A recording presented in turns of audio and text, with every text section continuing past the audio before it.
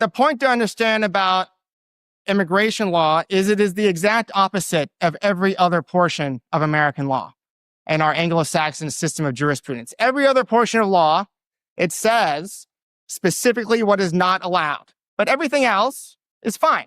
There's no law that says Dave and I can shake hands, right? But there's a law that says he can't punch me in the face. Okay, that makes sense. Immigration law is the opposite.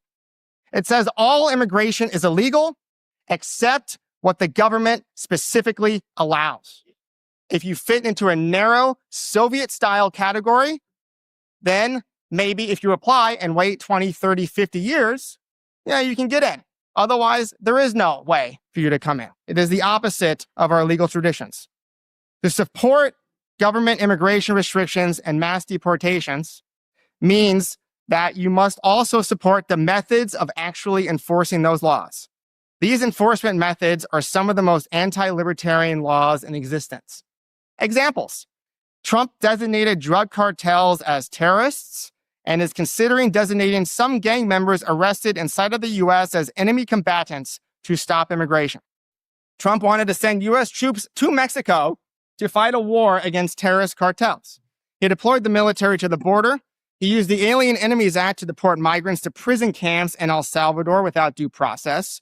The Alien Enemies Act allows federal officers, ICE agents, to enter houses without a warrant to arrest migrants the president designates as terrorists or invaders. Most federal law enforcement officers actually work to enforce immigration laws. Every time you travel, you must show your papers. Every time you get a job, you must fill out the I-9 form to prove to the government that you are complying with immigration laws. Many states and the federal government require employers to check your papers against federal databases through the E-Verify system when you apply for a job. And mark my words, E-Verify will be used for gun checks. It's just a matter of time. Every significant proposal for a national biometric identity card is designed to enforce immigration laws. There are vaccine mandates for immigrants. Right. So I thought this was a fair rebuttal because so I'm remembering my thought process. The clip I played today first, I thought he made a good argument.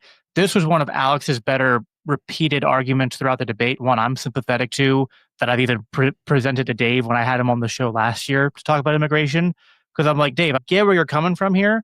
And I do, there's a middle ground about what do we do in the interim. But I'm going to be a lot closer to Alex's point of view where we got to be really careful here because I agree with what I think he had 3 points in his opening statement. His third one was immigration control is how totalitarianism will come to the U.S. And if we had one of the lessons we should have learned from the COVID lockdowns was that like any ounce of power we give to the government to control the movement of people inside the country or coming in or in some cases being able to leave, that is power we must fight tooth and nail to not give them more than we can absolutely afford to get away with giving them. What's Dave's, based on your conversation, I know it was about a year ago, but what's his argument about the whole, you're basically endorsing the capacity for ICE, right? Does that make sense? He would want to, so I actually thought Dave should have answered the question that I know the guy who asked it, I'm forgetting his name, but he asked about the Constitution and Dave deflected it, which I thought was disappointing because I thought Dave should have used that to talk about, I know his positions are that like,